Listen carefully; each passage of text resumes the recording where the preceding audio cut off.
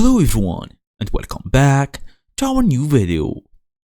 Well, you are running a Shopify store on your PC and maybe you want to build trust, boost credibility and maybe increase even the sales.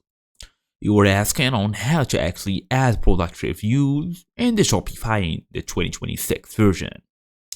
So in today's small tutorial, I'll make sure to show you step by step on how to actually add them product reviews. Fast and easy as usual. Let's get started. Well, first all you got to do is open your device, make sure you are fully connected to the internet. Now we're gonna go all the way to Shopify. Look for shopify.com. Make sure you log in using your email address and password. Here you will be able to see this page where you can design your store, discover products to sell, maybe add a payment provider or whatever you want. You can also go to the online store, look for themes if you want to change them later. Now we're gonna go and look on this app store or apps, tap on add. Search for a product review app.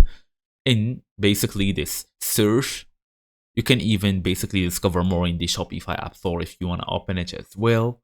Or you can just pick one from these ones.